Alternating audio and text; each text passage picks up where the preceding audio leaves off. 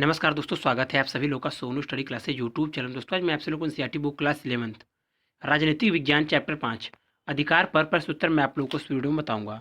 मुख्य बिंदु। अधिकार उन बातों का प्रतीक है जिन्हें समाज के सभी लोगों को सम्मान और गरिमा का जीवन बसर करने के लिए महत्वपूर्ण और आवश्यक समझते हैं। 10 दिसंबर 1948 को संयुक्त राष्ट्र की सामान्य सभा ने मानवाधिकारों की सार्वभौमिक घोषणा को स्वीकारा और लागू किया। 17वीं और 18वीं शताब्दी में राजनीतिक सिद्धांत तर्क देते थे कि हमारे लिए अधिकार प्राकृतिक या ईश्वर प्रदत्त हैं। हमें जन्म से वे अधिकार प्राप्त हैं, अतः कोई व्यक्ति या शासक उन्हें हमसे छीन नहीं सकता। मनुष्य के लिए 3 प्राकृतिक अधिकार चिन्हित किए गए थे: जीवन का अधिकार, स्वतंत्रता का अधिकार और संपत्ति का अधिकार। नागरिक स्वतंत्रता और राजनीतिक अधिकार मिलकर किसी सरकार की लोकतांत्रिक प्रणाली की बुनियादी का निर्माण करते हैं। राजनीतिक अधिकार नागरिकों को कानून के समक्ष बराबरी तथा राजनीतिक प्रक्रिया में भागीदारी का हक देते हैं। अधिकारों का उद्देश्य लोगों के कल्याण की हिफाजत करना होता है। जर्मन दार्शनिक इमैनुएल कांट के अनुसार लोगों के साथ गरिमामय बर्ताव करने का अर्थ था उनके साथ नैतिकता से पेश आना। कांट के विचार ने अधिकार की एक नैतिक अवधारणा प्रस्तुत की। पहला, हमें दूसरे के साथ वैसा ही आचरण करना चाहिए जैसा हम अपने लिए दूसरे से अपेक्षा करते हैं। दूसरे, हमें यह निश्चित करना चाहिए कि हम दूसरे को अपनी स्वार्थ सिद्धि का साधन नहीं बनाएंगे। भारतीय संविधान में 7 मौलिक अधिकार थे, परंतु सन 1979 में 44वें संशोधन के द्वारा दंपति के अधिकार को हटा दिया गया है। अब मुख्य 6 मौलिक अधिकार रह गए हैं। अभ्यास प्रश्न उत्तर। प्रश्न नंबर 1, अधिकार क्या है और वे महत्वपूर्ण क्यों हैं? अधिकारों का दावा करने के लिए उपयुक्त आधार क्या हो सकते हैं? उत्तर, अधिकार का अर्थ यह है कि मनुष्य के सामाजिक जीवन की वह परिस्थितियां हैं जिनके द्वारा मनुष्य अपना विकास कर सकता है तथा अधिकारों के बिना मनुष्य अपना विकास नहीं कर सकता है। जिस देश में नागरिकों को आविष्कार प्राप्त नहीं होते, वहाँ के नागरिक अपना विकास नहीं कर सकते हैं। राज्य के द्वारा दिए गए अधिकारों को देखकर ही उस राज्य को अच्छा या बुरा कहा जा सकता है। लास्की के अनुसार अधिकार सामाजिक जीवन की वह परिस्थितियां हैं जिनके बिना साधारण कोई मनुष्य अपना विकास नहीं कर सकता। हॉलैंड के अनुसार अधिकार एक व्यक्ति के द्वारा दूसरे व्यक्ति के कर्तव्यों को समाज के मन और शांति द्वारा प्रभावित करने की क्षमता है। अधिकार उन बातों का प्रतीक है जिन्हें समाज के सभी लोगों के समान और गरिमा का जीवन बसर करने के लिए महत्वपूर्ण और आवश्यक समझते हैं।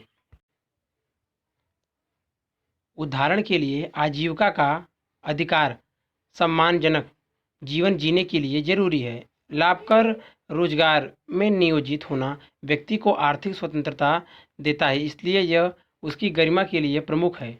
लाभकर रोजगार में नियोजित होना व्यक्ति को आर्थिक स्वतंत्रता देता है, इसलिए यह उसकी गरिमा के लिए प्रमुख है। अपनी बुनियादी ज़रूरतों की पूर्ति हमें अपनी प्रतिभा और रुचियों की ओर प्रवृत्त होने की स्वतंत्रता प्रदान करती है। अधिकार का महत्व। अधिकार से व्यक्ति के व्यक्तित्व का विकास होता है। नंबर 2, अधिकार से व्यक्ति के अंदर पाई जाने वाली शक्तियों का विकास होता है।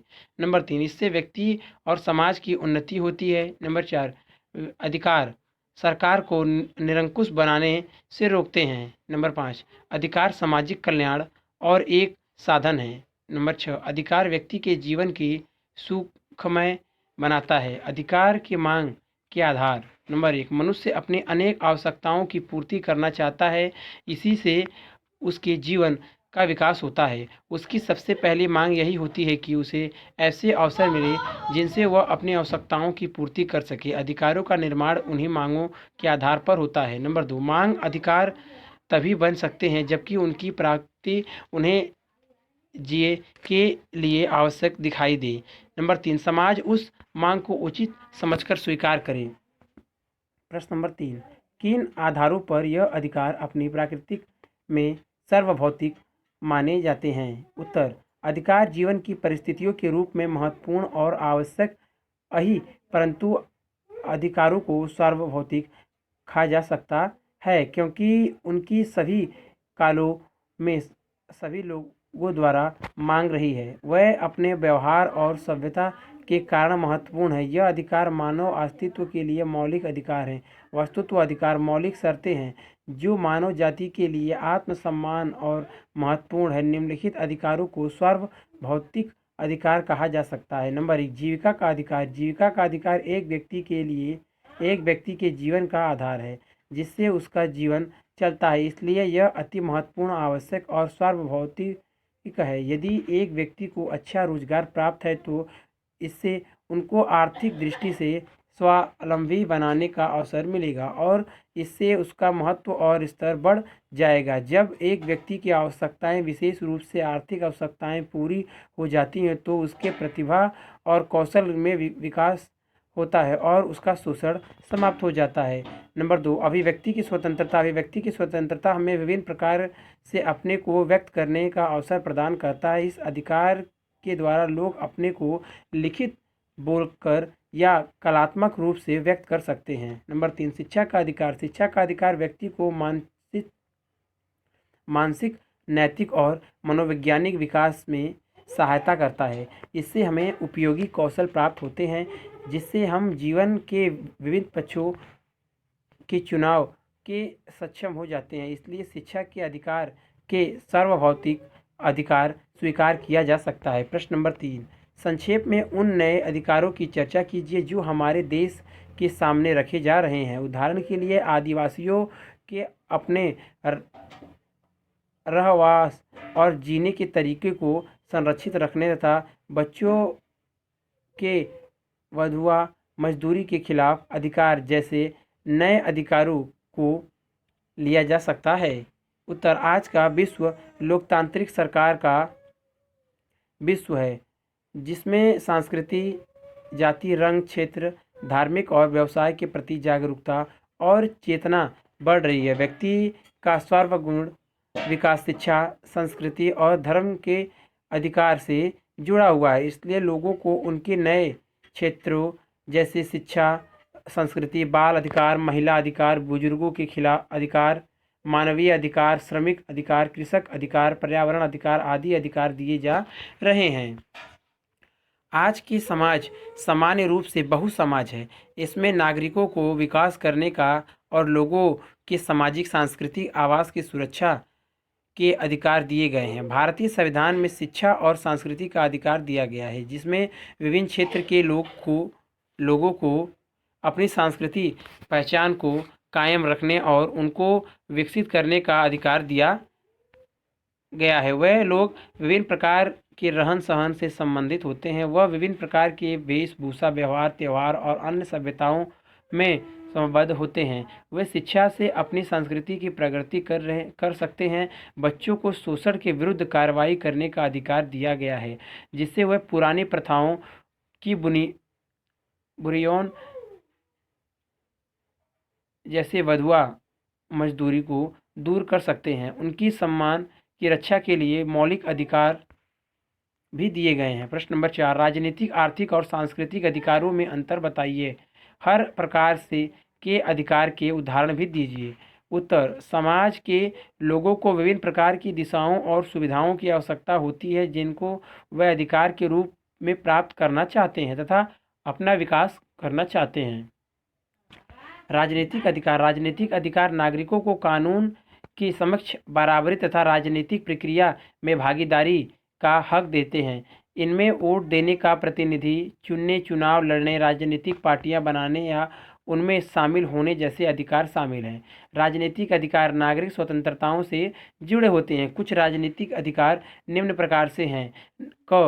नंबर 1, कानून के समक्ष समानता। नंबर 2, अभिव्यक्ति की स्वतंत्रता। नंबर 3, मतदान का अधिकार। नंबर 4, निर्वाचित होने का अधिकार। नंबर 5, संघ बनाने का अधिकार। नंबर 6, प्रतिनिधि चुनने का अधिकार। नंबर 7, राजनीतिक दल बनाने का अधिकार।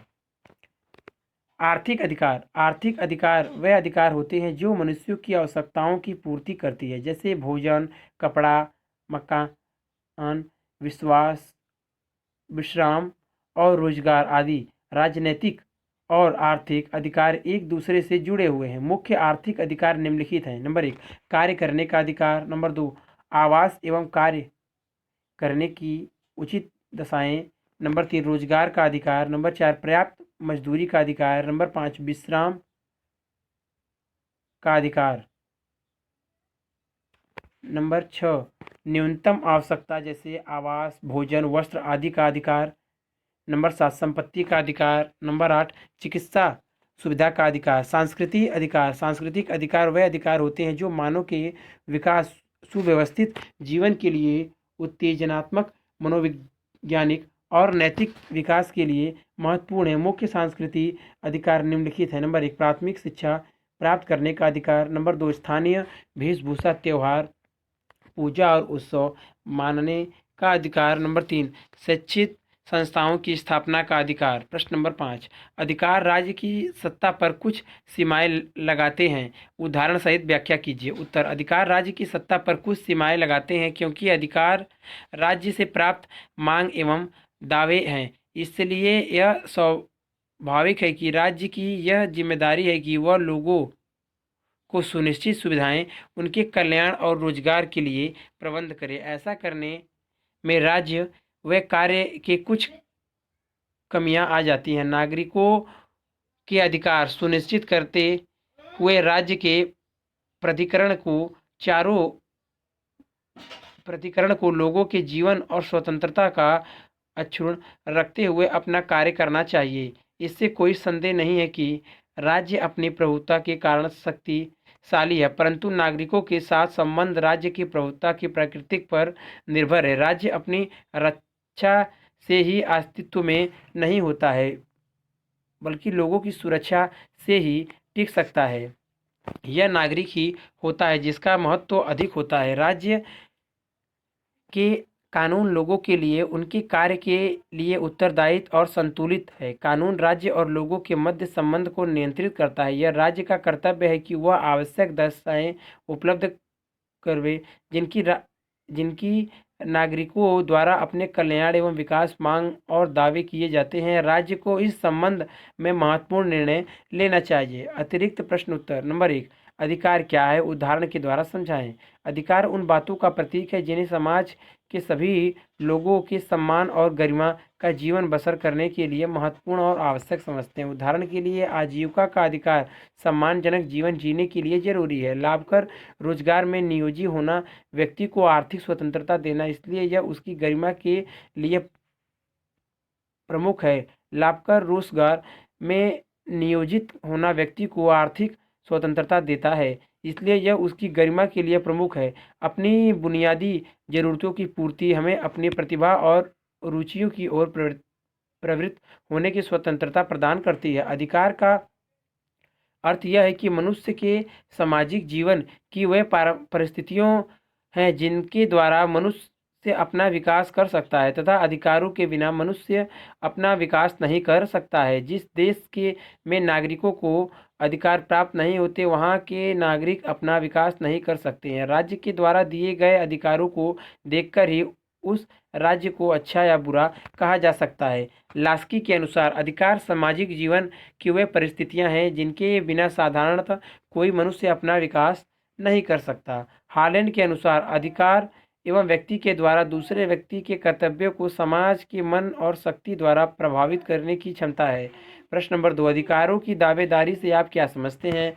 उत्तर, अधिकारों की दावेदारी से अभिप्राय यह है कि वह हमारी बेहतरी के लिए आवश्यक है। यह लोगों को उनकी दक्षता और प्रतिभा विकसित करने में सहयोग देते हैं। उदाहरण, शिक्षा का अधिकार हमारी तर्क शक्ति विकसित करने में मदद करता है, हमें उपयोगी कौशल प्रदान करता है और जीवन में सूझबूझ के साथ चयन करने में सक्षम बनाता है। व्यक्ति के कल्याण के लिए इस हद तक शिक्षा को अनिवार्य समझा जाता है कि उसे सार्वभौम अधिकार माना गया है।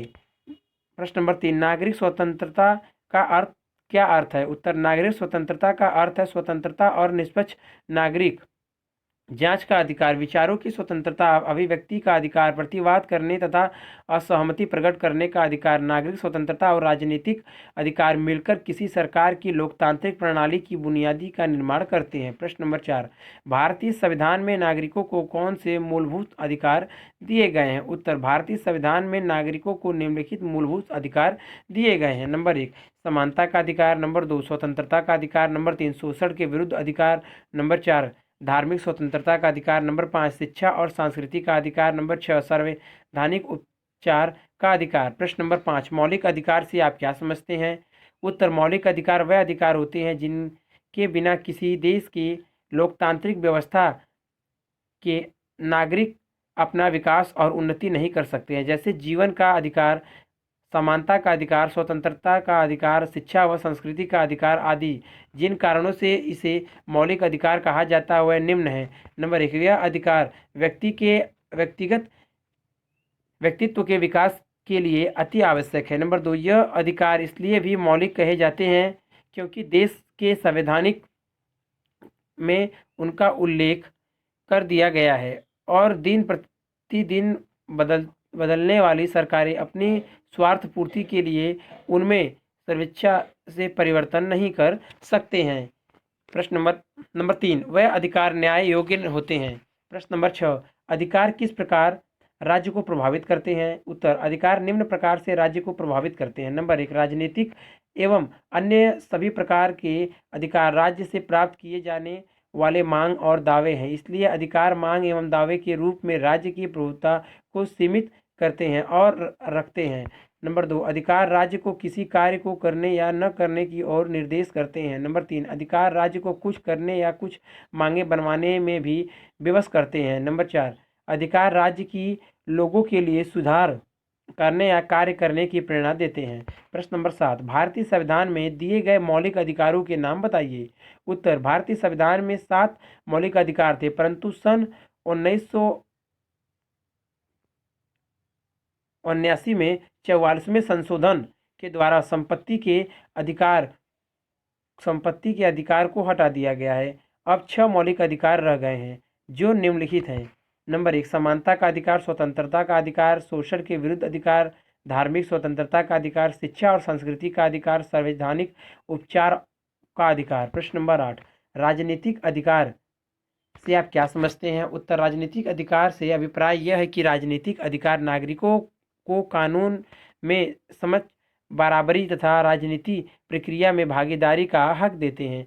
इनमें वोट देने और प्रतिनिधि चुनने, चुनाव लड़ने, राजनीतिक पार्टियों बनाने या उनमें शामिल होने जैसे अधिकार शामिल है। राजनीतिक अधिकार नागरिक स्वतंत्रताओं से जुड़े होते हैं। नागरिक स्वतंत्रता और राजनीतिक अधिकार मिलकर किसी सरकार की लोकतांत्रिक प्रणाली की बुनियादी का निर्माण करते हैं। कुछ राजनीतिक अधिकार निम्न प्रकार से हैं। नंबर 1, कानून की समक्ष समानता, अभिव्यक्ति की स्वतंत्रता, मतदान का अधिकार, निर्वाचित होने का अधिकार, संघ बनाने का अधिकार, प्रतिनिधि चुनने का अधिकार, राजनीतिक दल बनाने का अधिकार। प्रश्न नंबर 9, जर्मन दार्शनिक इमैनुएल कांट के अनुसार मानवीय गरिमा की अवधारणा को स्पष्ट कीजिए। उत्तर, जर्मन दार्शनिक इमैनुएल कांट के अनुसार लोगों के साथ गरिमामय बर्ताव करने का अर्थ था उनके साथ नैतिकता से पेश आना। 18वीं सदी के जर्मन दार्शनिक इमैनुएल कांट के लिए इस साधारण विचार का गहरा अर्थ था। इनके लिए इसका मतलब था कि हर मनुष्य की गरिमा है और मनुष्य होने के नाते उसके साथ इसी के अनुकूल बर्ताव किया जाना चाहिए। मनुष्य अशिक्षित हो सकता है, गरीब या शक्तिहीन हो सकता है, वह बेईमान अथवा अनैतिक भी हो सकता है, फिर भी वह एक मनुष्य है और वह प्रतिष्ठा पाने का हकदार है। कांट के विचार ने अधिकार की एक नैतिक अवधारणा प्रस्तुत की। पहला, हमें दूसरों के साथ वैसा ही आचरण करना चाहिए जैसा हम अपने लिए दूसरों से अपेक्षा करते हैं। दूसरे, हमें यह निश्चित करना चाहिए कि हम दूसरे को अपनी स्वार्थ सिद्धि का साधन नहीं बनाएंगे।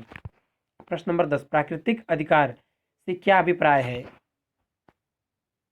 उत्तर, 17वीं और 18वीं शताब्दी में राजनीतिक सिद्धांत कर तर्क देते हैं कि हमारे लिए अधिकार प्राकृतिक या ईश्वर प्रदत्त है। हमें जन्म से वह अधिकार प्राप्त है, अतः कोई व्यक्ति या शासक उन्हें हमसे छीन नहीं सकता। उन्हें मनुष्य के लिए 3 प्राकृतिक अधिकार चिन्हित किए थे।